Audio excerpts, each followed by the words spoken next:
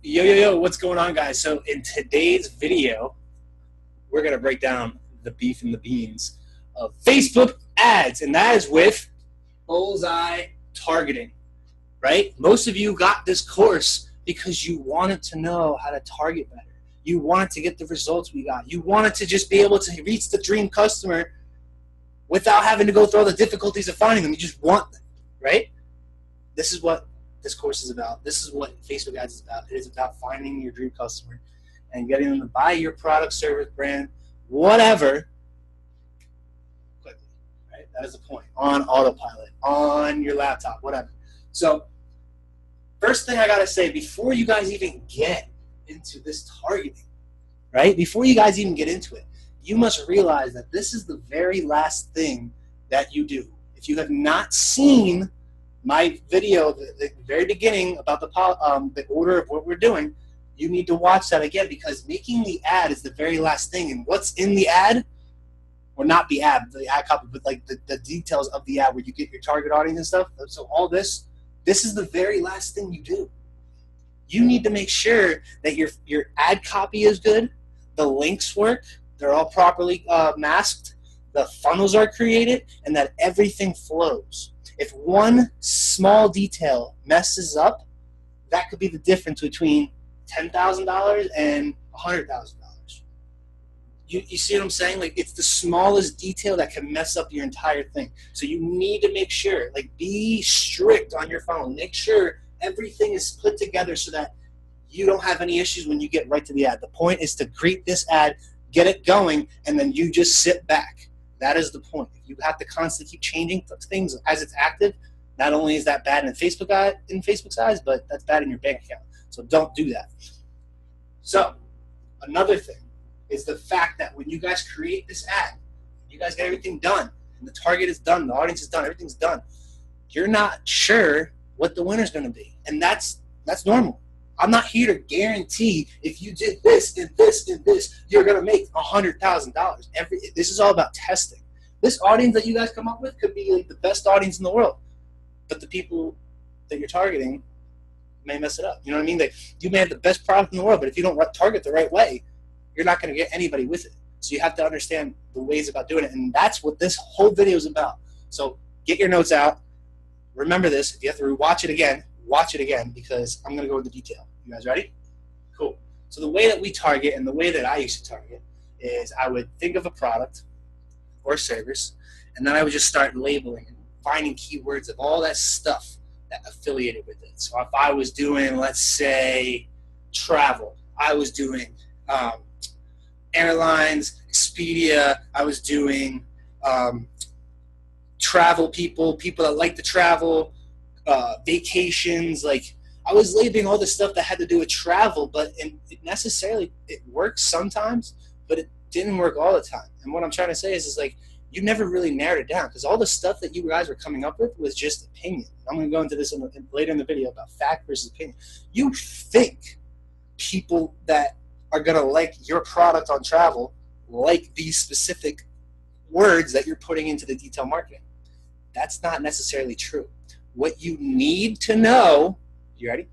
What you need to know is the fact of the person you're targeting, that if you're targeting a specific audience, that you know your product is going to be golden in their eyes. And how do you do that? First thing you guys do, target competitors. And the easiest way to go about this, guys, is if you're selling, let's say for this example right here, let's say you're selling dog products, right? Dog toys, whatever. What would be something that you guys normally do? You would start labeling dogs, animal lovers, cats. Some people do that. Anything that had to do, dog parks, all this stuff. You would just start naming. But you need to sit back and actually look at what your product is and who would actually like it for a fact. And the only way to figure that out is by finding a competitor, which is the easiest thing to do. And the best way to do that for getting dog products sold, PetSmart, right? Why? Because the people that like PetSmart, they manually, not only one, do they manually have to go into PetSmart's fan page or group page, whatever it is, on Facebook and like it, the chances are them actually going to this page and liking it and them having a dog are so much greater than if you're just targeting dogs. I like dogs.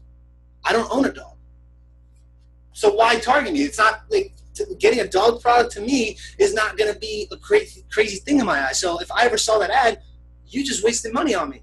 You don't want that. You want to target a competitor that you know people are liking and that you know by default are going to like the products you got because they like this stuff already. People that like PetSmart have animals. They have dogs.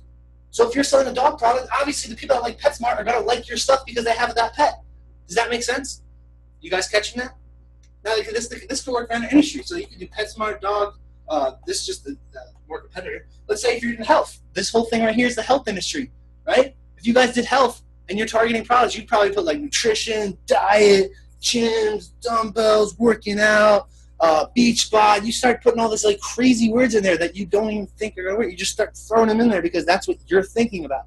But you're not thinking about your competition. Well, who/what is something that people like that you know if they like that page, they'll buy your product. They'll like your product. Health. Competitor, Jillian Michaels. She's a world-renowned personal trainer. She's been on The Biggest Loser. She's worked out. She's a model for the health industry.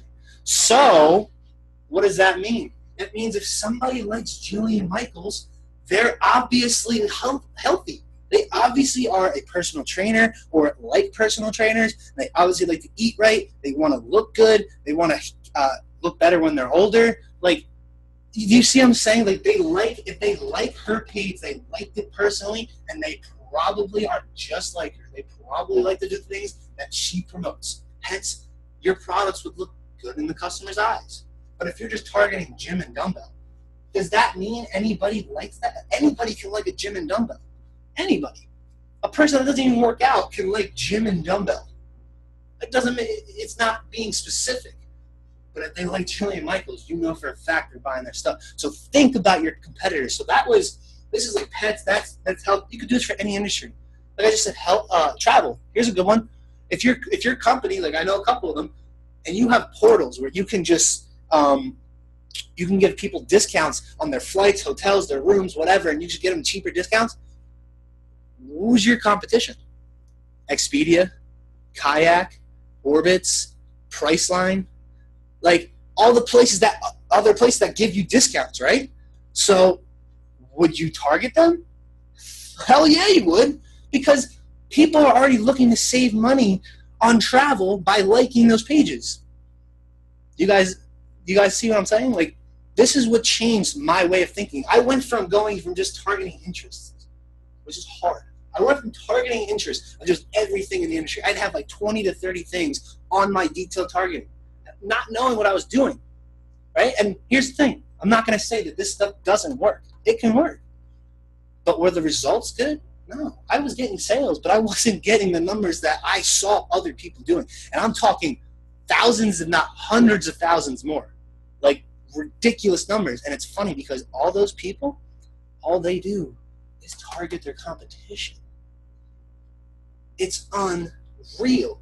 Let's say another one. You could do this. Here's internet marketing. Let's say some of you guys are internet marketing. You got this course because you want to be able to promote your product. Let's say this. You guys see this? Let's say, here, boom, boom, boom. So we know this is competitors, interests, and demos. And let's say you're targeting people that you want to buy your online internet marketing products, right? So a good person to target, and this is who I'm going to target too, Amy Porterfield. Yep. People that like Amy Porterfield like internet marketing. You don't just like Amy Porterfield because you like Amy Porterfield. You like her because she does business online. She's a good marketer. She has her own Facebook ads course. You see what I'm saying? Like, you're going to target her. Another interest of this, so like a dumbed down version, if you're not targeting a competitor, would be internet marketing. Now, I just want to say real quick, guys, how I told you I didn't know what I was doing. I got this whole concept from another online expert by the name of Dan Henry. Okay, the guy's a genius. He's made multiple 7 figures and promoting his course and helping people make money online through ad agencies. It's unreal. And when I saw this guy, it changed my whole perspective. I started implementing it into my business and to other businesses as well, showing other people how to do it. The results were ridiculous. And all I did was target competitors. It's crazy how, like I said, small details, dude. Like literally the smallest detail can make the biggest difference between 10,000 and 100,000.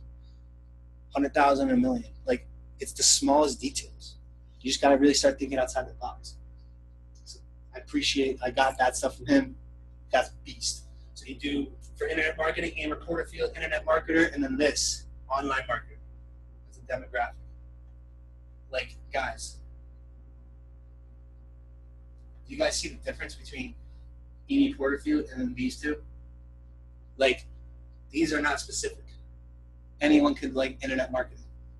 Anyone could like online marketing. Online marketer. That doesn't matter. You need to get down to the specifics of it, which leads me to my next thing real quick, guys. I'm going to finish this off. Get rid of this. I'll leave this stuff here for you guys to copy if you didn't copy it already. If you haven't copied this down, you're killing yourself. Okay? You are kidding. You are just joking. You're wasting your money. Start taking notes. So, these are different color. What we're going to do is I'm going to discuss the little difference. And I was saying this before. I told you in the beginning of the video. Fact versus opinion.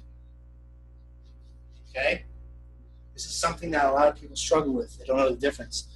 And this just ties all back into competitors' interest in demographics. Facts are straight up the competitors. It is a fact that people that like pet stuff or want pet toys like PetSmart. People that like dogs must like PetSmart. That is a fact. People like have pets. People that want to work out, people that are health-minded, it is a fact that if they like Jillian Michaels, they're health-minded. They think healthy in some sort of way. They look up to her in some sort of way, meaning if you sold a health product, people would be interested. It is a fact.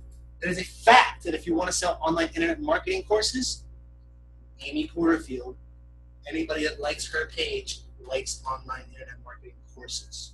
It is a fact. Opinions are things that you're not 100% sure of. They're the ones that you think. Like I was just saying with the gym. You think people that are going to buy your health products like gym and dumbbells because it's health-minded. But it's not. It's not a specific thing, right? It's not a thing that you can target where it's like, oh, I got Jillian Michaels because she's doing this. People are going to like my stuff. It's just like just gym and dumbbell. It's not a specific noun. You know what I mean? It's not a significant one. Significance is Jillian. This is not significant. And the demographics, guys, like I was saying this, in the demographics, I didn't say this before, that's more towards the split testing. So when you guys see the video on me splitting up the ad sets and, you know, finding out which is the winning ad versus which is not, or the winning audience versus which is not, this is where the male, females between different ages and whatnot, that's when that start coming into play. And that's just for the split testing. I mean, you can still make money. Like if you guys, I'm not saying that you have to 100% always hit a competitor because some of the things that you guys might promote may not have like an outstanding competitor. Like for example, one thing that I could, like a tax. Like if you did taxes, like the only thing I can think of that can possibly be considered a competitor would be like TurboTax.